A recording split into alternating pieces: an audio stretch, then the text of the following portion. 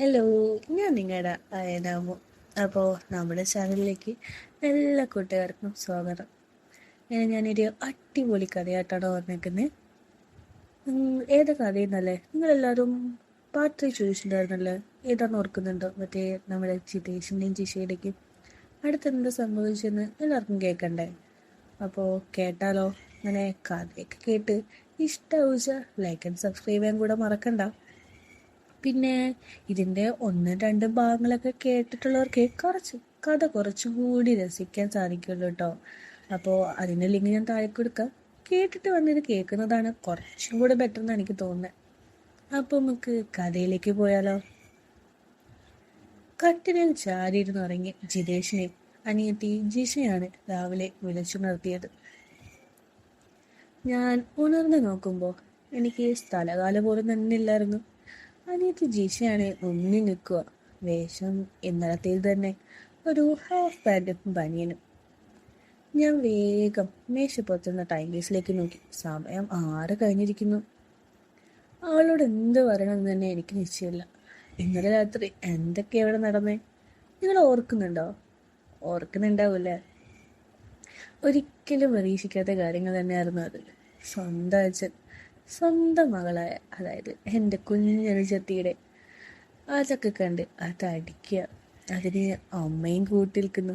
എന്തിനേറെ പറയുന്നു, ആ അച്ഛൻ അവിടൊക്കെ ഇതാക്കുന്നു. ഇതൊക്കെ ജിഷ അറിഞ്ഞോ എന്ന് മാത്രമാണ് എനിക്കറിയാനുള്ളത്.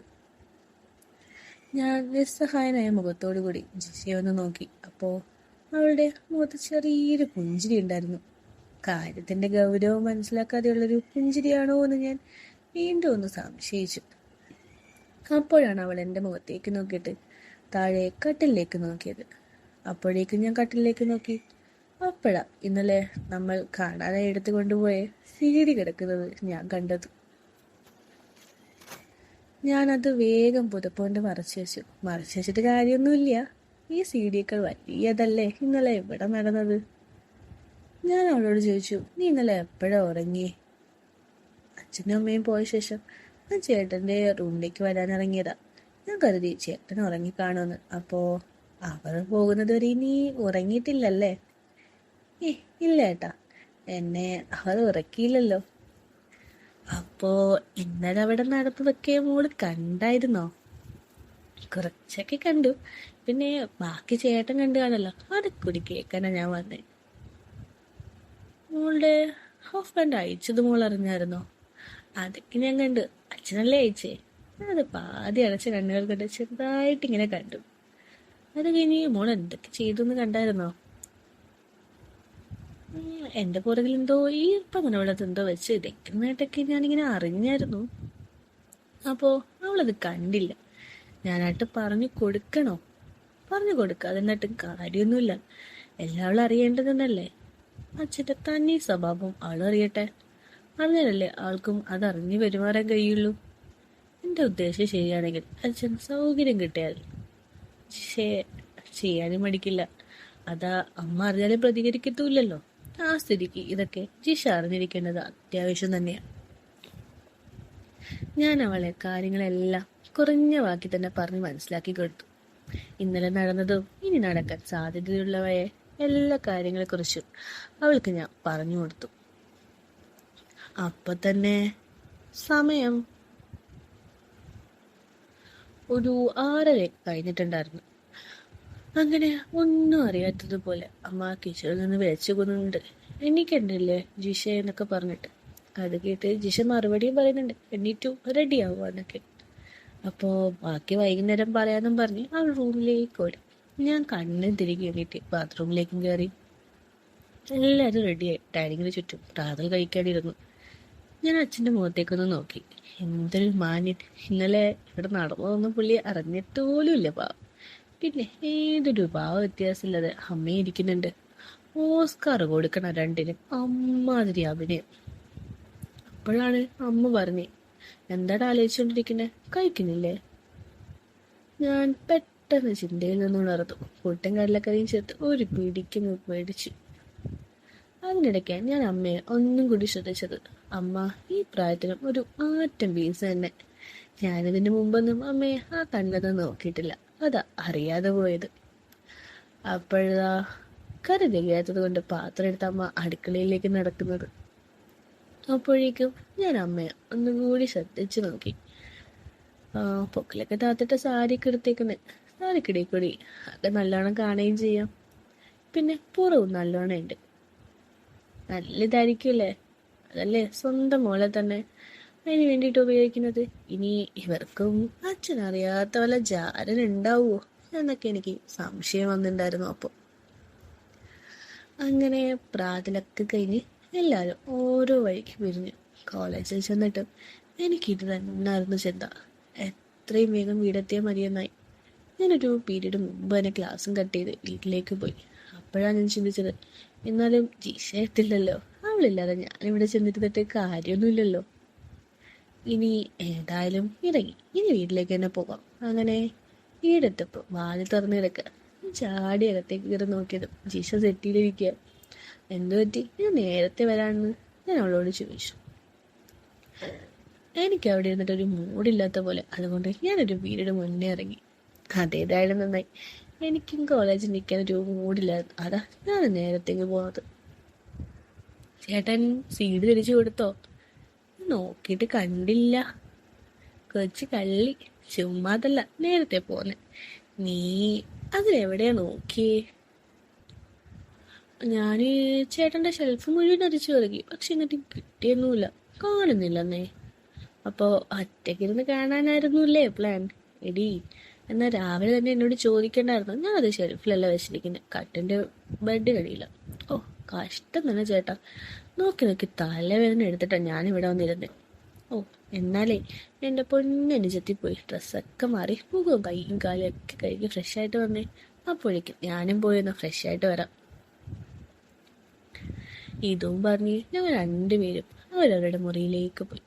ഞാൻ പാൻറ് ഷർട്ടൊക്കെ അയച്ച് ഒരു കുളിയും പാസ്സാക്കി.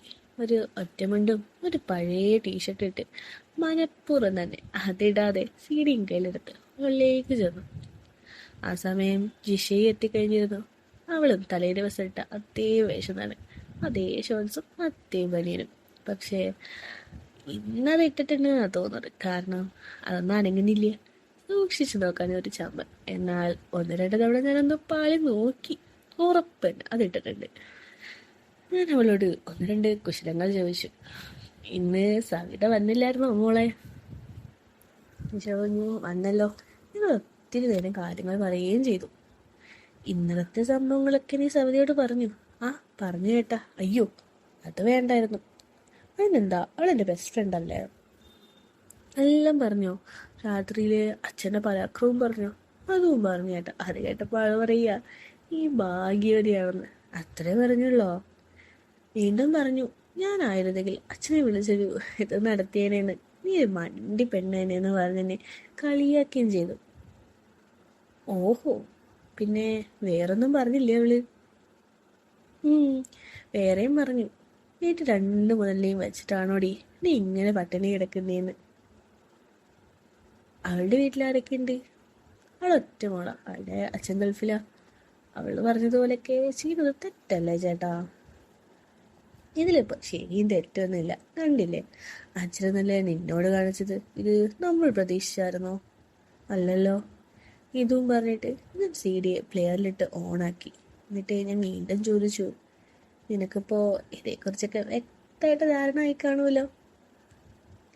ആ ഏറെക്കുറെ ധാരണകളൊക്കെ ആയി കേട്ടാ. പക്ഷേ ഇനിയും സംശയം ഉണ്ടെങ്കിൽ ഞാൻ എൻ്റെ ഗുരുവായ ചേട്ടനോട് ചോദിച്ച് മനസ്സിലാക്കിക്കൊള്ളാവേ എന്നും പറഞ്ഞ് അവളൊരു ചിരി അങ്ങ് ചിരിച്ചു. ആ സമയം TV ആ ഫിലിം പ്ലേ ആയി കഴിഞ്ഞിരുന്നു.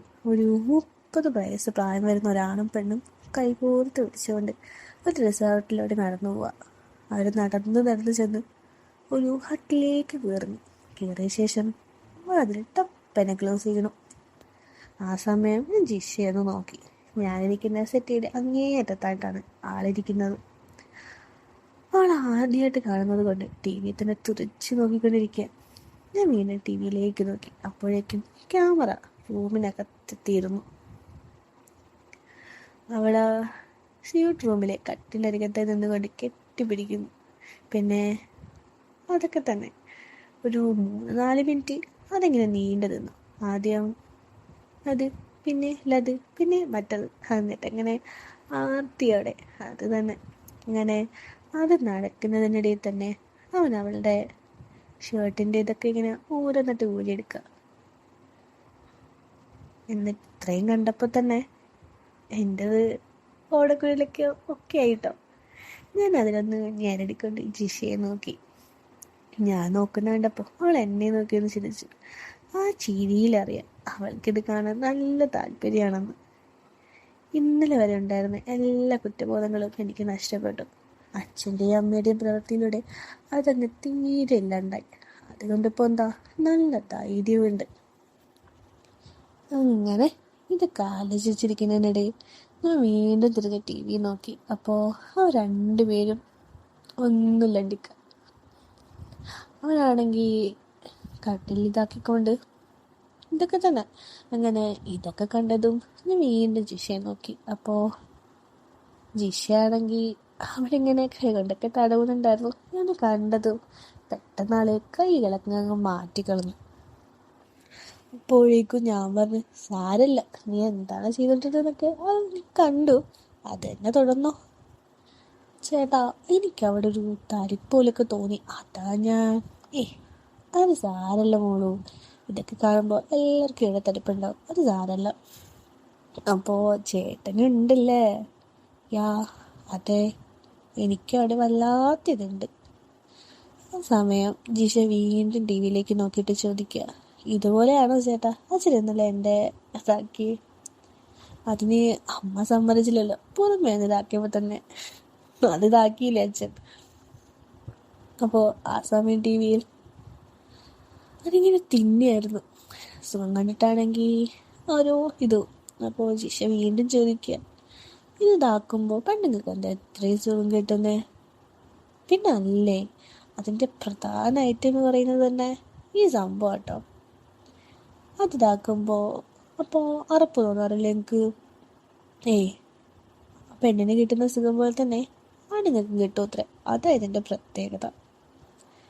ഇതും പറഞ്ഞ് ഞങ്ങൾ വീണ്ടും ടി വിയിലേക്ക് നോക്കി. അപ്പോഴതാ അവനെ എഴുന്നേൽപ്പിച്ച് നിർത്തിക്കൊണ്ട് അവൾ മുട്ടുകാലിരുന്നു ആവേശത്തോടെ. അങ്ങനെ കുറഞ്ഞ ശബ്ദത്തോടെ ആഞ്ഞടിക്കലായി. ജിഷയ്ക്ക് ഇത് പുതിയ കാഴ്ചയായിരുന്നു. ഇന്നലെ രാത്രി അച്ഛനും അമ്മയും വരുത്തി കൊടുത്തത് ഇങ്ങനെ തന്നെ ആയിരുന്നെങ്കിലും ജിഷയ്ക്ക് കാണാൻ കഴിഞ്ഞില്ലല്ലോ. അതുകൊണ്ട് അവിടെ ഒരു പ്രത്യേക രസത്തോടു കൂടി ശ്രദ്ധിച്ചിരുന്ന് വീക്ഷിക്കുക. അത് കഴിഞ്ഞിട്ടാണെങ്കിൽ ബാക്കി കുറേ സംഭവം കൂടെ കാണിച്ചപ്പോഴത്തേക്ക് ഇതൊക്കെ കൂടിയൊക്കെ കണ്ടതും ജിഷ വായും പൊടിച്ചിട്ടിപ്പം. കാരണം ഇതുവരെയുള്ള കാര്യങ്ങളെക്കുറിച്ച് മാത്രമേ അവൾക്ക് അറിവുണ്ടായിരുന്നുള്ളൂ. ഇത് അവൾക്ക് പുതിയ അറിവായിരുന്നു. ടി വിയിൽ അങ്ങനെ ഓരോന്ന് വിളിച്ചുകൊണ്ടിരിക്കുകയായിരുന്നു. പുറത്തുനിന്നുള്ള ആ ശബ്ദം ആരെങ്കിലും കേട്ടാലോ എന്ന് പറഞ്ഞ് ഞാൻ ചെന്ന് ടി വിയുടെ ശബ്ദം ഒന്ന് കുറച്ച് വെച്ചു. തിരികെ നടക്കുമ്പോൾ ജിഷ നന്നായി ഇതാക്കുന്നുണ്ട്. എനിക്കാണെങ്കിൽ അതൊന്ന് ഹെൽപ്പ് ചെയ്യണമെന്നൊക്കെ ഉണ്ട്. എന്നാൽ ഇന്നലെ അച്ഛൻ്റെ പ്രവൃത്തി തന്നെ അവൾ ആകെ ദേഷ്യത്തില്ല. അതിൻ്റെ കൂടി ഞാനും കൂടി ആയാൽ അവൻ എന്നെ അച്ഛൻ്റെ കാറ്റഗറിയിലേ കാണുകയുള്ളൂ. അപ്പോഴതാ ജിഷേനെ ഞെട്ടിച്ചുകൊണ്ട് ആ ചോദ്യം ചോദിച്ചു, ചേട്ടാ ഇതിനകത്ത് നമുക്ക് ഇതേലൊന്ന് ആക്കിയാലോ എന്ന്. കേട്ടപ്പോൾ ഭയങ്കരമായിട്ട് സന്തോഷം തോന്നിയെങ്കിലും അതൊന്നും ഞാൻ പുറത്ത് കാണിക്കാതെ അവളോടായിട്ട് ഇങ്ങനെ ചോദിച്ചു. ശരിക്കും ഇതിൻ്റെ ഗൗരവം മനസ്സിലാക്കിയിട്ട് തന്നെയാണോ പറഞ്ഞേ? അതെ ഏട്ടാ. അപ്പോൾ നിനക്കെന്നോട് വെറുപ്പൊന്നുമില്ലല്ലോ? എന്തിനാ ഞാൻ എൻ്റെ ചേട്ടനെ വെറുക്കുന്നത്? ചേട്ടൻ കാരണമല്ലേ എനിക്കിതൊക്കെ അറിയാനും മറ്റുള്ളവരുടെ സ്വഭാവം മനസ്സിലാക്കാനും സാധിച്ചത്. അപ്പോൾ നിനക്ക് അച്ഛനോട് വെറുപ്പുണ്ടല്ലേ? ഉണ്ട് ഏട്ടാ, നല്ല വെറുപ്പുണ്ട്. ഞാൻ ഇത്രയും നാൾ ഈ വീട്ടിൽ നടക്കുകയും ഇരിക്കുകയൊക്കെ ചെയ്തപ്പോഴൊക്കെ എൻ്റെ അച്ഛൻ എന്നെ കണ്ട ആസ്വദിക്കുകയായിരുന്നു. അത് അച്ഛൻ ചെയ്യാൻ പാടുള്ളതാണോ ചേട്ടാ? ഇല്ലല്ലോ. ഒരിക്കലും നമ്മുടെ അച്ഛൻ അങ്ങനെ ചിന്തിക്കാൻ പാടില്ലായിരുന്നു. ശരിക്കും ഞാൻ പോലും ഞെട്ടിപ്പോയി. എന്ന് കരുതി നീൻ്റെ അച്ഛനോട് ദേഷ്യമൊന്നും വെച്ച് പുലർത്തണ്ട കേട്ടോ. ദേഷ്യമൊന്നും ഇല്ല കേട്ടാ. അതില്ലെങ്കിലും ഞാൻ 1-2 കാര്യങ്ങൾ മനസ്സിൽ പ്ലാൻ ചെയ്ത് വെച്ചിട്ടുണ്ട്. ആഹാ, എന്താ അത്? എന്നോട് പറയേ. അച്ഛൻ എൻ്റെ ശരീരത്തേല് കണ്ട് ആസ്വദിച്ചിട്ടുണ്ടായിരുന്നത് അത് ഇന്നലെ അമ്മയും കൂട്ടുന്നല്ല. അപ്പോൾ രണ്ടാൾക്കും ചേർത്ത് ഞാനൊരു നല്ല പണി കൊടുക്കാൻ തന്നെ തീരുമാനിച്ചു. അതെന്തായാലും നീ എന്നോട് പറയേ, ഞാൻ ആരോടും പറയില്ലല്ലോ, പറ. ഇന്ന് മുതൽ ഞാൻ അമ്മ കാണുക അച്ഛന് മുന്നിൽ. അതിങ്ങനെ പ്രദർശിപ്പിച്ചുകൊണ്ടേ നടക്കുക. അപ്പോൾ അച്ഛനത് കണ്ട് വെള്ളിറക്കിക്കൊണ്ട് നടക്കുന്നത് എനിക്കുണ്ട് കാണണം. അപ്പോൾ അമ്മ എന്താ പറയുന്നതെന്ന് എനിക്ക് അറിയണമല്ലോ. അപ്പോൾ കൊള്ളാം, നല്ല ഐഡിയ. നീ ഞാൻ വിചാരിച്ചതുപോലെ അല്ലല്ലോ, ആള് പുലി എന്നെ. ഇതും പറഞ്ഞ് ഞാൻ അവളെ ഒന്ന് പുകഴ്ത്തി. അവൾ അങ്ങനെയൊക്കെ നടക്കുമ്പോൾ എനിക്ക് കാണാൻ കഴിയില്ലോ. പിന്നെ ഇന്ന് രാത്രി ഞാൻ എൻ്റെ അനിയത്തി കിട്ടി പോവുകയല്ലേ. സന്തോഷം കണ്ട് സെറ്റായിട്ട് നിൽക്കാൻ. അപ്പോഴേക്കും പുറത്ത് ഗേറ്റ് തുറക്കുന്ന ശബ്ദം കേട്ടു. ചിന്തിക്കാനൊന്നുമില്ല, അത് അച്ഛനും അമ്മയും തന്നെയാണ്. ഞാൻ വേഗം ചെന്ന് TV ഓഫ് ചെയ്ത് CD പ്ലെയറിൽ നിന്ന് CDയും പുറത്തെടുത്തു. ആദ്യം അതുകൊണ്ട് വെക്കാനായി റൂമിലേക്ക് ഓടി. പിന്നെ വന്ന് വാതിൽ തുറന്നു കൊടുത്തേ. ആ സമയം ജിഷ റൂമിൽ കയറി കതക് അടച്ചിരുന്നു. അവർ കോളേജ് വിശേഷങ്ങളൊക്കെ ചോദിച്ച് റൂമിലേക്ക് കയറി. അങ്ങനെ ഞാനും എൻ്റെ റൂമിലേക്ക് പോയി. സ്റ്റഡി ടേബിളിൽ നിന്ന് പുസ്തകം എടുത്തു തന്നു. പക്ഷേ എനിക്കത് നോക്കാനേ കഴിഞ്ഞിട്ടുണ്ടായിരുന്നില്ല. എന്താന്ന് അറിയാലോ, ഇന്ന് രാത്രി ഞാൻ എൻ്റെ അനിയത്തിക്കുട്ടിയെ, അതും അവൾ ആവശ്യപ്പെട്ടിട്ട്. എന്ത് സുഖമായിരിക്കുമല്ലേ. എനിക്ക് സന്തോഷം പങ്കുവെക്കാൻ പോലും ആരില്ലല്ലോ. അല്ലെങ്കിൽ തന്നെ ഇതൊക്കെ ആരോടെങ്കിലും പറയുന്നത് തന്നെ തെറ്റല്ലേ. ഇത് എൻ്റെയും എൻ്റെ അനിയത്തിക്കുട്ടിയുടെയും സ്വകാര്യ രഹസ്യം. ജീവിതകാലം മുഴുവൻ നിങ്ങൾ സൂക്ഷിക്കും, അത്ര തന്നെ. അങ്ങനെ ഇരുന്നിട്ട് നല്ല ബോറടിക്കുന്നുണ്ട്. എന്നാൽ കുറച്ചു നേരം TV കാണാമെന്ന് വിചാരിച്ച് ഹോളിലേക്ക് നടന്നു. അപ്പോഴതാ അച്ഛൻ വാർത്തയിട്ട് കണ്ടുകൊണ്ട് സെറ്റിലിരിക്കുക. അമ്മയാണെങ്കിൽ കിച്ചണിൽ നല്ല ജോലി തിരക്കിലും. വന്നതല്ലേ ഉള്ളൂ. ഓ, ഞാൻ കുറച്ച് സമയം വാർത്തയും കേട്ട് അവിടെ നിന്നു. അപ്പോഴേക്കും റൂമും തുറന്നിട്ട് ജിഷ ഇറങ്ങി വരുന്നു. അവളാണെങ്കിൽ ഒരു കൈയില്ലാത്തൊരു ഇടുക്കിയ പനിഞ്ഞിട്ട് മുട്ടിനോടി നിൽക്കുന്നൊരു പാട എടുത്തിട്ടാണ് വരവ്. ശ്രദ്ധിച്ച് നോക്കിയപ്പോഴാണ് മനസ്സിലായത് ഇത് ചുരിദാർ ടോപ്പിനകത്തിരുന്ന ഷിമ്മി ടൈപ്പില്ല അതാണെന്നും. അതൊക്കെ ഇങ്ങനെ നല്ലതുപോലെ തെളിഞ്ഞ് കാണാം. അതൊക്കെ ഇങ്ങനെ നല്ലതുപോലെ നിൽക്കുന്നുണ്ട്. പിന്നെ 4 5 പഠിച്ചപ്പോഴുള്ള പാവാടയാ, കണ്ടാൽ തന്നെ മനസ്സിലാവും. ഏതായാലും അവളൊരു അംഗത്തിനുള്ള പുറപ്പാട് തന്നെന്ന് എനിക്ക് നല്ലോണം മനസ്സിലായി. അവളെ ഈ രൂപത്തിൽ കണ്ടപ്പോൾ തന്നെ സ്വാഭാവികം, പറയേണ്ടതില്ലല്ലോ. അവൾ എന്നെ നോക്കി ഒന്ന് കണ്ണിറക്കി കാണിച്ച ശേഷം അച്ഛൻ ഇരിക്കുന്നതിൻ്റെ ഓപ്പോസിറ്റായിട്ടുള്ള സെറ്റിൽ ചെന്നിരിപ്പായി. അച്ഛൻ ജസ്റ്റ് ഒന്ന് നോക്കിയ ശേഷം വീണ്ടും TV നോക്കിയപ്പോഴാണ് അച്ഛനെ കാര്യം മനസ്സിലായതെന്ന് തോന്നുന്നു. അച്ഛൻ വേഗം ഞെട്ടിത്തിരിഞ്ഞ് ജിഷയെ നോക്കുന്നു. ചുണ്ടുകൾ വിറിച്ച് കണ്ടിടറിയെങ്കിലും വിക്കി അവരോട് ചോദിക്കുന്നു എക്സാമിൻ്റെ ഡേറ്റ് വന്നോന്ന്. ചോദിച്ചെങ്കിലും നോട്ടം മുഴുവൻ അവിടെ തന്നെ മോനെ. അങ്ങനെ അവളില്ലാന്ന് മറുപടി പറഞ്ഞ ശേഷം ഒരു കാലെടുത്ത് ഒരു കാലിൻ്റെ പുറത്ത് കയറ്റി വെച്ചു. ഇപ്പോൾ അവിടെ ഇടയ്ക്കായിട്ട് ചെറുതായിട്ടൊക്കെ കാണാനും കഴിയുന്നുണ്ട്. ഇങ്ങനെ അങ്ങനെ ഇരിക്കുമ്പോൾ നിങ്ങളത് വിചാരിച്ചു നോക്കിയാൽ സൈഡിലേക്ക് നോക്കുമ്പോൾ എൻ്റെ പകുതി ഭാഗമൊക്കെ കാണാമല്ലോ, അതുപോലൊക്കെ കാണാം. അങ്ങനെ അച്ഛനിൽ ചെറിയൊക്കെ മാറ്റമൊക്കെ വരുന്നുണ്ടെന്ന് അച്ഛനെ ശ്രദ്ധിച്ചപ്പോൾ തന്നെ എനിക്ക് മനസ്സിലായി. ആളുടെ നോട്ടം അവിടെ അല്ലേ, എങ്ങനെ മാറ്റില്ലാണ്ടിരിക്കും മോനെ. അച്ഛൻ വീണ്ടും വിക്കി എന്തൊക്കെയോ ചോദിക്കുന്നുണ്ട്. എന്തിനാ? നോക്കാൻ തന്നെയാ. അവളാണെങ്കിൽ അതിനെല്ലാം കൂളായിട്ടിരുന്ന് മറുപടിയും പറയുന്നുണ്ട്. നമുക്ക് ഇതിനും മാത്രം ധൈര്യമൊന്ന് ഞാൻ തന്നെ ശരിക്കും അതിശയിച്ചു പോയി. ഇപ്പോൾ അച്ഛൻ്റെ TVയിലെ വാർത്തയൊന്നും കേൾക്കണ്ട. എങ്ങനെ കേൾക്കും ഇങ്ങനെ മുന്നിരിക്കുമ്പോൾ. ഇതും കൂടി കണ്ടപ്പോൾ എനിക്കാണെങ്കിൽ എൻ്റെ കൺട്രോൾ നിയന്ത്രിക്കാൻ പറ്റാതെ, നിങ്ങളാണെങ്കിൽ നിയന്ത്രിക്കോ? സ്വാഭാവികമായിട്ടും പോയില്ലേ. ഞാനതിനിങ്ങനെ മാക്സിമം ട്രൈ ചെയ്യുന്നുണ്ട് കേട്ടോ. പക്ഷേ നടക്കുമോ മോനെ ഇങ്ങനെ മുന്നിൽ വന്നിരുന്ന് കഴിഞ്ഞാൽ? ആ സമയം ജിഷ തൻ്റെ ഒരു കാലെടുത്ത് സെറ്റിയുടെ മുകളിൽ കുന്തിച്ച് വെച്ചു. ഇപ്പോൾ അങ്ങറ്റം വരെ കാണാൻ കഴിയുന്നുണ്ട്.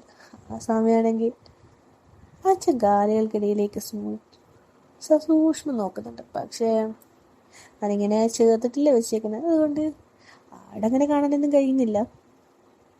അതിൻ്റെ ഒരു നിരാശയിലാണെന്ന് തോന്നുന്നുണ്ട്. അത് ചെറുതായിട്ടൊന്ന് തീരുമാനം തുടങ്ങി. ജിഷയുടെ പ്ലാൻ വർക്കൗട്ട് ആവാൻ തുടങ്ങിയെന്ന് എനിക്ക് മനസ്സിലായി. അപ്പോഴാണ് എന്തോ പറയാനായിട്ട് അമ്മ ഹാളിലേക്ക് വന്നത്. വന്നതും ഈ കാഴ്ച അമ്മ കണ്ടേ. പിന്നെ പറയണ്ടല്ലോ, ജിഷയാണെങ്കിൽ ഒരു കൂസലില്ലാതെ ടി വി നോക്കിയിരിക്കുക. ഞാൻ വേഗമൊന്നും ഇതൊന്നും കാണുന്നില്ലെന്ന മട്ടി വേറെ എന്തോ തിരയുന്ന പോലെ ഇരുന്നു. അച്ഛനും ഒരു ചമ്മിയ മുഖത്തോടു കൂടി അമ്മയെ നോക്കുന്നത് ഞാൻ കണ്ടു. നല്ല ശ്രദ്ധിക്കും കേട്ടോ. ആ സമയം അമ്മ ജിഷയെ നോക്കി ചോദിച്ചു, ഇതെന്ത് വേഷാടി, ഇതെവിടെ നിന്ന് കിട്ടി ഈ പാവാട? ആരെങ്കിൽ കയറി വന്ന നാണക്കേട ഇപ്പം മാറിയിട്ട് വന്നിരിക്കുന്നു പറഞ്ഞ് ചിലച്ചുകൊണ്ടിരിക്കുകയായിരുന്നു. അപ്പോൾ അതിന് മറുപടി അച്ഛനോ പറഞ്ഞു, അതിനിപ്പോൾ ഇവിടെ ആര് വരാനാ, അവിടെ കൊച്ചല്ലേ, അവളവിടെ ഇരുന്നോട്ടേന്നേ. ഇത് കേട്ടതോ അമ്മ അച്ഛനെ തുറച്ചു നോക്കി. എന്നിട്ട് കൊച്ചോ, കോസ് കഴിഞ്ഞാൽ കെട്ടിക്കാനുള്ള പെണ്ണ, അപ്പോഴാണ് അങ്ങേരുടെ ഒരു കൊച്ച്. ഇതൊക്കെ കേട്ടിട്ടും യാതൊരു കൂസലുമില്ലാതെ ജിഷ ടി വി തന്നെ നോക്കിയിരിക്കുക. മുതിർന്നിരിക്കുന്ന കണ്ടില്ലേ, കാലൊന്ന് താഴ്ത്തിച്ചിരിക്കടി. അമ്മ പറഞ്ഞു നിർത്തിയത് ജിഷ കാല് താഴ്ത്തി വെച്ചിട്ട് പാവാട ഒരല്പം കൂടി ഉയർത്തി വെച്ചു. ഇത് കണ്ടതും അച്ഛൻ്റെ മുഖം ഒന്ന് തെളിഞ്ഞു. പക്ഷേ അമ്മയ്ക്കാണെങ്കിൽ ദേഷ്യടിച്ചു കയറി. സ്വാഭാവികം. അടുക്കളയിൽ കുറച്ച് പണിയുണ്ട്, എന്നിട്ട് വാ മനുഷ്യ എന്നും പറഞ്ഞ് അച്ഛൻ്റെ കൈയും പിടിച്ചമ്മ അടുക്കളയിലേക്ക് നടത്തും. പോകുന്ന വഴി അമ്മ വിളിച്ച് പറയുന്നുണ്ട് ടി വി ഓഫ് ചെയ്തിട്ട് രണ്ടുപേരും പോയിട്ട് പഠിച്ചോളാൻ. അങ്ങനെ അവരടുക്കളയിലേക്ക് പോയത് ഞങ്ങൾ ടി വി ഓഫ് ചെയ്തിട്ട് എന്ത് ചെയ്യണമെന്ന് ആലോചിച്ചു. അവര് എന്താ പറയുന്നതെന്ന് കേൾക്കാം എന്ന് ജിഷ തന്നെയാ പറഞ്ഞു. അത് ശരിയാണെന്ന് എനിക്കും തോന്നി. ഞങ്ങളിങ്ങനെ പതുങ്ങി പതുങ്ങി പതുങ്ങി അടുക്കളയിലേക്ക് ചെന്ന് ആ വാതിന് അപ്പുറപ്പുറമായിട്ട് കാതോർത്ത് നിന്നു. അപ്പോഴതാ അടുക്കളയിൽ നിന്നും അമ്മ. നാണല്ലോ മനുഷ്യ, കെട്ടിച്ചേക്കാറായ മോളുടെ സീന് കാണാൻ. ഓ, ഒന്ന് പോടി അവിടുന്ന്. പിന്നെ നീ പറയുന്ന കേട്ടാ തോന്നും ഞാൻ ആദ്യമായിട്ടാ കാണുന്നതെന്ന്. ഇന്നലെ രാത്രി നീ എനിക്കിത് കാണിച്ചു തന്നു തന്നെയല്ലേ. ഓ, എന്നിട്ടാണ് അവളുടെ ഒരു സംസാരം. എന്നാലും മനുഷ്യ, ആ ചെറുക്കനോട് നോക്കിക്കൊണ്ട് നിൽക്കുകയല്ല, അപ്പോഴാണോ നിങ്ങളുടെ ഒരു നോട്ടം? ഇടി ഭാര്യയെ ഇതുപോലെ മുഴുത്ത പെൺമക്കളുള്ള തന്നെ അച്ഛനമ്മമാർക്ക് സീൻ പിടിക്കാൻ വേണ്ടിയാ നമ്മുടെ ഓഫീസിലെ ആ ടൈപ്പിസ്റ്റ് ഗോപി പറയുക, സാറ് ഭാഗ്യമുള്ളവനാണ്. കഴിഞ്ഞ മാസം കഷ്ടത്തിന് നമ്മളെല്ലാം കൂടി അവിടെ ഓഫീസിൽ ചെന്നിരുന്നല്ലോ. അപ്പോൾ ജിഷ മോളെ അവിടെ എല്ലാവരും കണ്ടിരുന്നല്ലോ. അത് കഴിഞ്ഞ് കുറച്ച് ദിവസം കഴിഞ്ഞ് ഞാനും ഗോപിയും കൂടി 2 പെഗ് അടിച്ചു കൊണ്ടിരുന്നപ്പോഴാണ് ഗോപി പറയുന്നത് സാറ് ഭാഗ്യവനാണെന്ന്. ഒന്നല്ലെങ്കിലും വീട്ടിൽ 2 ആറ്റും ചരക്കുകളുണ്ടല്ലോ എന്നൊക്കെ. എനിക്ക് ആദ്യം കാര്യം മനസ്സിലായില്ല. ഞാൻ എടുത്ത് ചോദിച്ചപ്പോഴാണ് ഗോപി വിശദമായിട്ട് പറഞ്ഞത്, ഒരു ചരക്ക് നീ എന്നെയാ, മറ്റേത് നമ്മളുടെ മോളാണെന്ന്. അവളുടെ ഏതൊക്കെ സീന് പിടിച്ച് വെള്ളമിറക്കിയിട്ട് മേലെ ഇതാക്കാമല്ലോ എന്നൊക്കെ. സൗകര്യത്തിൽ കിട്ടിയാൽ ആളെ ഒന്ന് ഇതാക്കാമല്ലോ എന്നൊക്കെ, തെറ്റില്ല എന്നൊക്കെ പറയുന്നുണ്ട്. ഇതൊക്കെ നാട്ടു നടപ്പാണെന്നാണ് ഗോപി പറയുന്നത്. ഇതേ മനുഷ്യ, എനിക്ക് ദേഷ്യം വരുന്നുണ്ട് കേട്ടോ. ആണ് അയാളുടെ ഒരു ഗോപിയും. ഞാനൊരു കാര്യം പറഞ്ഞേക്കാം, നിങ്ങൾ ജിഷമോളെ കണ്ട സീന് പിടിക്കുന്ന കാര്യം വരെ മാത്രം ഞാൻ കൂട്ടിക്കൂ. അതിനപ്പുറം അവളുടെ അങ്ങനെ വല്ല മോഹം ഉണ്ടെങ്കിൽ ഇവിടെ അവസാനിപ്പിച്ചോളണം കേട്ടല്ലോ. എൻ്റെ ഭാര്യ ഇങ്ങനെ ചൂടാകാതടി. കോൾ പറഞ്ഞ കാര്യം പറഞ്ഞു എന്നല്ലേ ഉള്ളൂ. എനിക്ക് അവളെ അതൊന്നും ആക്കൊന്നും വേണ്ട. അവളെ ഇങ്ങനെയൊക്കെ കണ്ടാൽ മാത്രം മതി.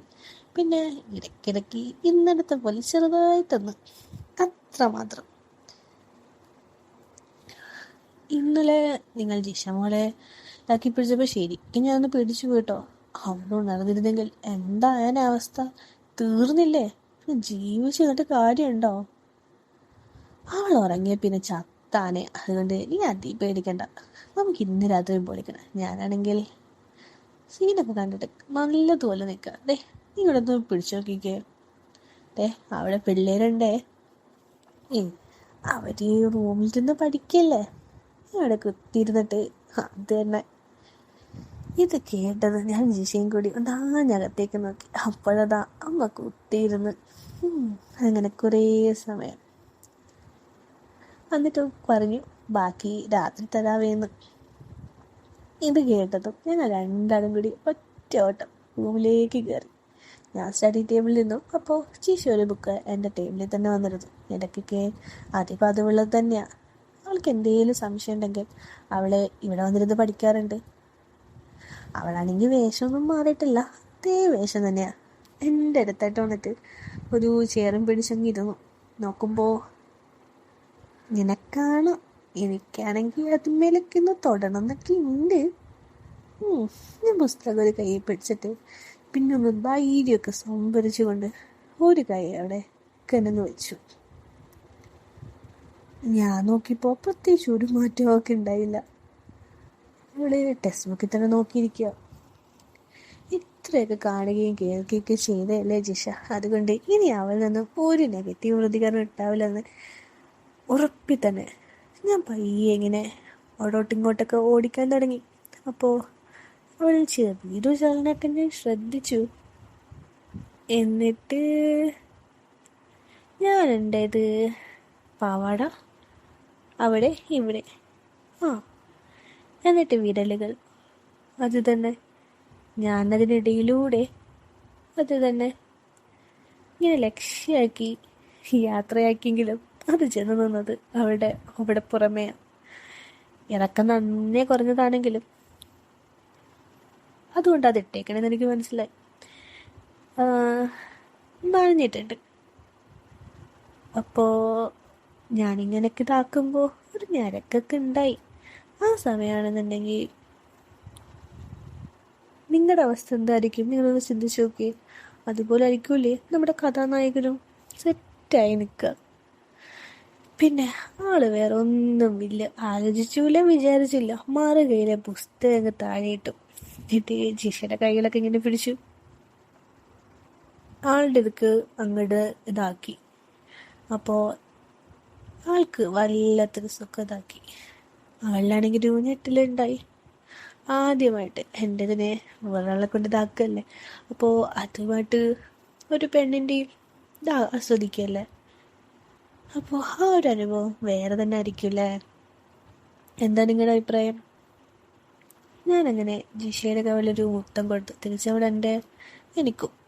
അപ്പോൾ അവളിപ്പോൾ എല്ലാത്തിലും എക്സ്പെർട്ടായെന്ന് ഒരു തോന്നൽ അവൾക്കുണ്ട്. അത് ശരിയാണെന്ന് എനിക്ക് തോന്നി.